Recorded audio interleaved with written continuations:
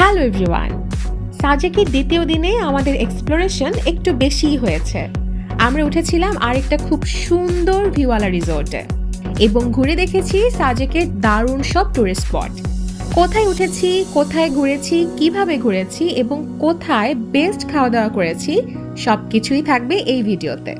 তার আগে যারা আমার চ্যানেলে নতুন এসেছেন তাদেরকে জানাতে চাই, আমি রেশমি আছি ঘুরপোকা চ্যানেল থেকে।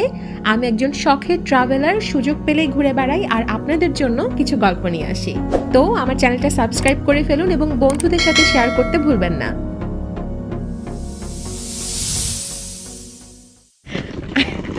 সাদি ভাইয়া শেষ আজকেও, বেচারা শান্তি পাইল না।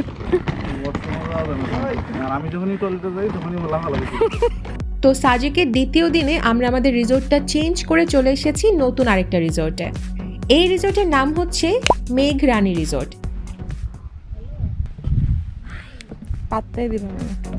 আর এই রিসোর্টটাও গড়ে উঠেছে মিজোরাম সাইডের ভিউ নিয়ে। আর পাহাড়ের গা ঘেঁষে তৈরি এই রিসোর্টে আপনারা দেখবেন কাঠের ওয়াকওয়ে আছে আর দুপাশেই হচ্ছে কটেজ ঘরগুলো। এখানে টোটাল 6টা কটেজ আছে। খুবই নিরিবিলি এবং শান্ত একটা পরিবেশ। কটেজ ঘরগুলো খুবই সুন্দর লাগে বাইরে থেকে দেখতে এবং প্রত্যেকটাই কিন্তু কাঠের তৈরি। সবুজ পাহাড়ের বুকে এমন কাঠ আর শুকনো পাতার ঘর দেখতে সত্যি অসাধারণ লাগে আমার। আপনাদের কার কার ভালো লাগে কমেন্ট করে কিন্তু জানাবেন। বাইরের এই পুরো ভিউটা তো আপনাদেরকে দেখিয়ে ফেললাম, চলেন এখন রুমের ভিতরে ঘুরে আসি। রুমের ভিতরে ঢুকতেই হাতের ডান পাশে আছে কিছু সেলফ আর বাম পাশে ছিল ওয়াশরুম। এই দিকটাতে আছে একটা মিরর আর এই পাশে হচ্ছে বেড। আমরা 3জন ছিলাম এই রুমে, আমাদের 3জনের জন্য বেডটা কিন্তু পারফেক্ট ছিল। তবে এই রুমটা হচ্ছে বেসিক্যালি 2 জনের জন্য। এক্সট্রা পার্সনের জন্য ওরা এক্সট্রা একটা ম্যাট্রেস দিয়ে দিয়েছে আর এক্সট্রা কিছু চার্জও আছে। আমি প্রাইসটা স্ক্রিনে দিয়ে দিলাম, আপনারা এখান থেকে দেখে নিতে পারেন। এবার চলেন আপনাদেরকে বারান্দাটা দেখাই। বারান্দা থেকে পাওয়া যাচ্ছে এই ভিউ। তো মোটামুটি এখানে সবগুলো রুম থেকে আপনি মিজোরাম সাইডের এই ভিউটা পাচ্ছেন। আর দেখলাম যেটা ওদের সবগুলো কটেজের সেটআপ একই রকম, শুধুমাত্র বারান্দাটা ছাড়া। এক একটা কটেজের বারান্দায় এক এক রকমের শেপ আছে, যেটাই আসলে ভিন্নতা দিয়েছে। আর বারান্দায় কিন্তু এপাশে একটা কাঠের দোলনাও আছে, একটা অ্যাটাচ হেমকও আছে। এপাশে বসার জন্য এক্সট্রা 2টা টুলও দেওয়া ছিল। আর এই সেটআপটা আপনারা প্রত্যেকটা কটেজেই পেয়ে যাবেন। তবে আমি অপেক্ষা করছি কাল সকাল হওয়ার জন্য, কারণ আমি খুবই এক্সাইটেড যে এই বারান্দা থেকে কাল সকালে কেমন ভিউ দেখা যাবে। অ্যান্ড রুমের ভিতরে এপাশে দেখলাম একটা রেস্টুরেন্টের মেনুও দেওয়া আছে। তবে আমাদের প্ল্যান হচ্ছে আমরা এখন বাইরে বের হয়ে খাবো। সো আমরা ঝটপট ফ্রেশ হয়ে চলে আসলাম হচ্ছে সাজেকের রোডে। তো আমরা পেয়েছি জুম্বুবি নামের এই হোটেলটা।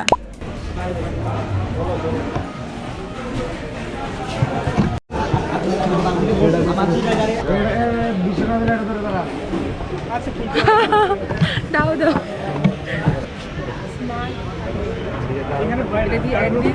এত মানুষ আর এত ভিড় দেখে আমরা ভেবেছিলাম খাবার খুবই মজা হবে। তবে আজকের দিনের সব থেকে বাজে ডিসিশন ছিল এটা। আমি জানি না, একদমই খাবার ভালো লাগেনি। আপনারা চাইলে নিজ রিস্কে ট্রাই করতে পারেন, আমি আপনাদেরকে এটা একদমই রিকমেন্ড করছি না। যাই হোক, আমরা কোনো মতে খাবার শেষ করে চলে গেলাম সাজেকের স্পটগুলো ঘুরতে। প্রথমেই আমরা যাচ্ছি লুসাই গ্রাম। আচ্ছা, এটা হচ্ছে মসজিদ। এই মসজিদের নাম কি?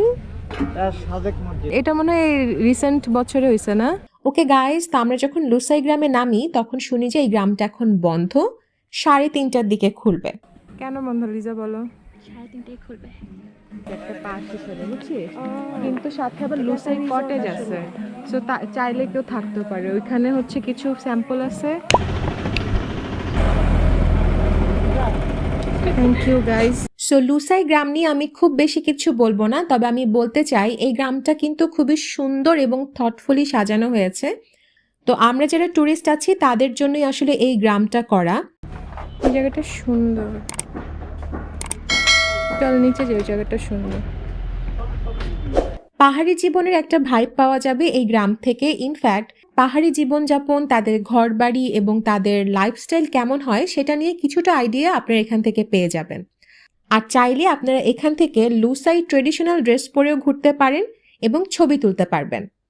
আর এন্ট্রির বাইরে লুসাই ড্রেসের জন্য আপনাকে দিতে হবে পার পারসন 300 টাকা। নওরিন, আমাদের বাসায় ঘুরতে আসো, আজকেই আসেন। রং চা খাওয়া বাসেন। ওই যে সবাই সুন্দর জামা কাপড় পরে ঘুরতেছে। এটা তো কিউট। এটা কি থিয়েটারের মতো করে বানানো? যাই হোক গাইস, লুসাই গ্রামটা ঘুরে বেশ ভালো লাগলো। আর আমরা এখন ছুটে চলেছি কংলাক পাহাড়ে। এই জার্নিটা আমি খুবই এনজয় করেছি আর ভিউটাও চমৎকার ছিল।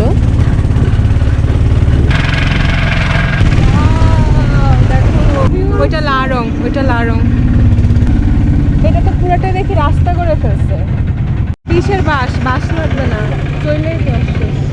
উঠবো? হ্যাঁ। সাজেকে যারা আসে তারা কংলাক পাহাড়ে না গেলে মনে হয় পাপ হবে। তো এইবারে যখন কংলাক পাহাড়ে উঠছিলাম তখন মনে হচ্ছিল যে না, অনেকটা পরিবর্তন হয়ে গেছে। কারণ আমি যখন এর আগে এসেছিলাম সাজেকে তখন অনেকখানি পথ আসলে হেঁটে উঠতে হচ্ছিল। তবে এবারে দেখলাম আমাদের মাহেন্দ্রা সিএনজি নিয়ে আমরা অনেকখানি পথ চলে এসেছি। আর বর্তমানে কংলাক পাহাড় মানেই হচ্ছে ভিড়। আমরা যদিও উইকডেজে এসেছি তারপরেও দেখলাম এত পরিমাণের মানুষ। তবে আমি আন্দাজ করতে পারছি যে বন্ধের দিন আসলে কেমন হবে।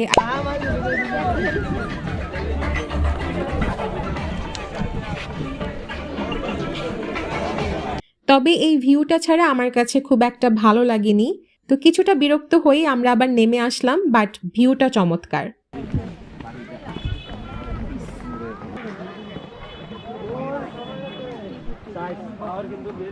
তো কংলাক পাহাড় থেকে নামতে নামতে দেখছি যে সূর্য অস্ত যাবে। আর আমরা এখন যাব হচ্ছে হেলিপ্যাডে ঘুরতে।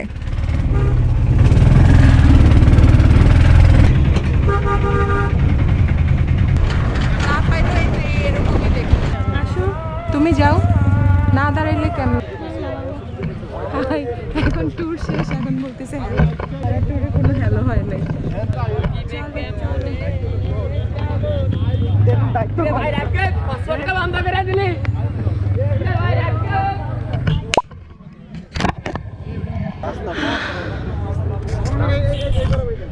সাজেকে হেলিপ্যাডে এসে বেশ খানিকটা সময় কাটিয়েছি। আর এপাশে দেখলাম যে পাহাড়ি অনেক রকমের স্ন্যাক্স, যেমন বাঁশ, হলুদ ফুল, পাহাড়ি আলু সহ নানা রকমের খাবার, নানা রকমের স্ন্যাক্স নিয়ে পসরা সাজিয়ে বসেছে সবাই। সো আমরা এখানে বেশ কিছু খাবার ট্রাইও করলাম, ভালোই লেগেছে আমার কাছে।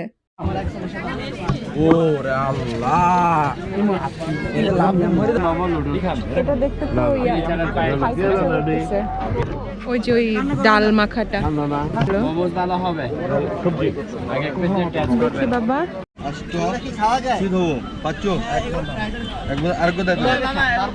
আর এটা মালপোয়া, এটা বিন্নি চালের মালপোয়া, ব্যাম্বো চিকেন, পাহাড়ি আলু, চিকেন মোমো, এটা ব্যাম্বো আলু? পাকোড়া, হ্যাঁ পাহাড়ি আলুর পেস্ট ফ্রাই হয়। মিষ্টি হয় ওটা? তোমাকে দেখাইলাম। Chicken momo, bamboo chicken, bamboo pakora, chicken momo. And then আমরা চলে আসলাম আমাদের রিসোর্টে অ্যান্ড সি। সন্ধ্যাবেলা রুমে এসে এই লাইটিংটা দেখে আমার মনটা ভালো হয়ে গিয়েছে। ওদের কটেজের লাইটিংটা আসলেই খুবই সুন্দর এবং খুবই ব্রাইট একটা কালার দিচ্ছে। বাট বাইরে যখন গেলাম তখন দেখি মারাত্মক লেভেলের ঘুটঘুটে অন্ধকার। তবে এইটা ভালো যে আপনি হেমোকে বসেই কিন্তু আকাশের অনেক তারা গুনতে পারবেন। তো রিসোর্টে বসে আমরা বেশ খানিকটা সময় কাটিয়েছি। আর রাতের ডিনারের জন্য আমরা চলে গেলাম একটা রেস্টুরেন্টে। এটার নাম হচ্ছে রুনমুই রেস্টুরেন্ট। রেস্টুরেন্টের বাইরের দিকেই দেখলাম ওপেন মাইকে গান হচ্ছিল। আর আমরা গিয়ে বসে পড়লাম এবং অর্ডার করলাম আমাদের খাবার।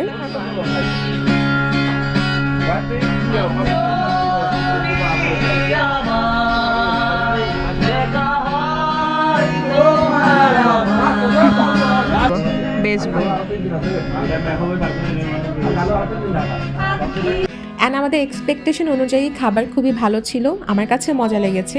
আর সেই সাথে হচ্ছে এরকম মিউজিক, মানে good food with good music, খুবই ভালো লাগছিল।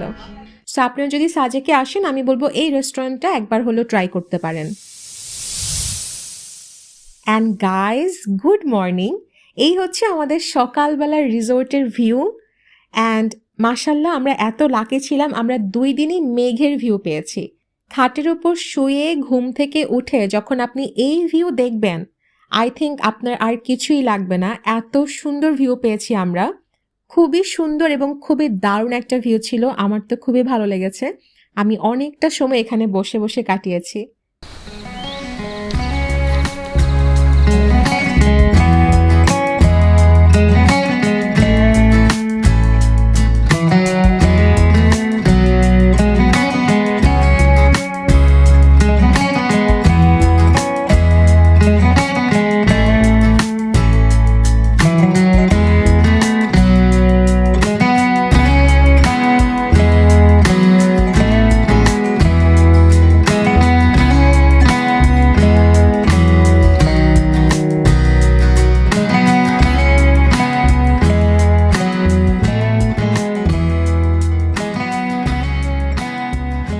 যেটা গত ভিডিওতেও বলেছিলাম, সেম মেনু এই খিচুড়িটা ব্রেকফাস্টের জন্য, তবে এই খিচুড়িটা একদমই ভালো ছিল না, I am sorry to say. So I think করে ব্রেকফাস্টটা আর একটু বেটার করতে পারে, খিচুড়ির টেস্টটা আমাদের কারোরই ভালো লাগেনি। যাই হোক গাইস, তা আমরা এখন চেক আউট করে ফেলেছি, আমরা চলে যাচ্ছি খাগড়াছড়িতে।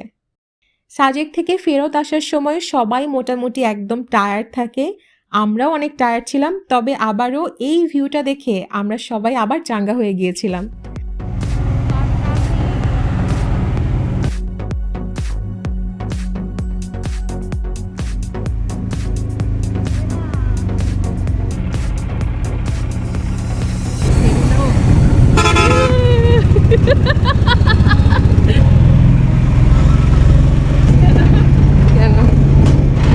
দুপুরে আমরা খাগড়াছড়িতে ট্রাই করেছিলাম এই রেস্টুরেন্টটা, এটার নাম হচ্ছে ব্যাম্বো শুট রেস্টুরেন্ট। কি কি আছে এটা? কি হাঁস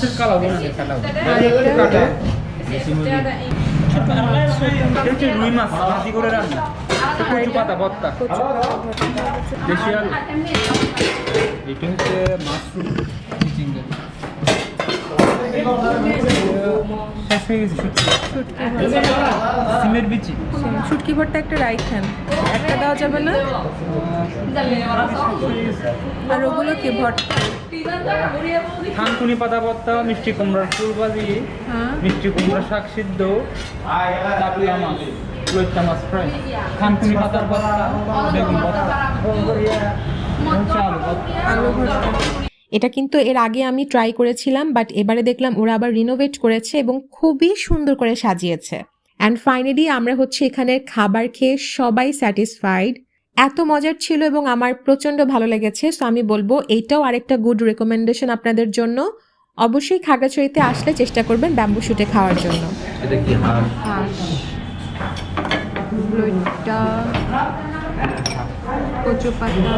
অ্যান্ড গাইজ, এইভাবেই একটা গুড এক্সপিরিয়েন্স দিয়ে আমাদের এবারের ট্রিপ শেষ হলো। কেমন লাগলো সবার জানাতে ভুলবেন না, এবং সাজেক ভ্রমণ নিয়ে যদি কোনো কোয়েশ্চেন থাকে অবশ্যই আমার কমেন্ট বক্সে এসে কমেন্ট করতে পারেন, আমি চেষ্টা করব আপনাদেরকে সহযোগিতা করার জন্য। Thank you guys, thank you for watching, please subscribe to my channel and take care, bye bye. By the way guys, এটা আপনাদের সবারই জানা যে একটা ট্যুর অ্যারেঞ্জ করতে হলে কত কিছুর মধ্যে দিয়ে যেতে হয়। একটা নির্ভরযোগ্য ট্রান্সপোর্ট খুঁজে বের করা থেকে শুরু করে ভালো থাকার জায়গা বুক করা, বাজেট মিলানো, সব মিলিয়ে ট্যুর অ্যারেঞ্জ করা অনেক সময় এবং এফোর্টের ব্যাপার। যদিও এই হেডেক দূর করার জন্য এখন অনেক ট্রাভেল এজেন্সি আছে, কিন্তু নির্ভরযোগ্য একটা ট্রাভেল এজেন্সি খুঁজে পাওয়া কিন্তু বেশ মুশকিল। আজকের ভিডিওতে আপনাদেরকে আমি পরিচয় করিয়ে দিতে চাই ট্যুরবাজের সাথে। ট্যুরবাজ একটা 360 ডিগ্রি ট্রাভেল সার্ভিস কোম্পানি, যারা বিগত 10 বছর ধরে এই সেক্টর নিয়ে কাজ করছেন, যেখানে আপনি ডোমেস্টিক বা ইন্টারন্যাশনাল সব ধরনের ট্যুরের জন্য ট্রাভেল সার্ভিস পাবেন, যেমন visa processing, ticketing, hotel booking, group travel package, corporate tour package সহ যাবতীয় সকল সুবিধা। আপনার পরবর্তী ট্যুরের জন্য চোখ বন্ধ করে ভরসা করতে পারবেন ট্যুরবাজকে।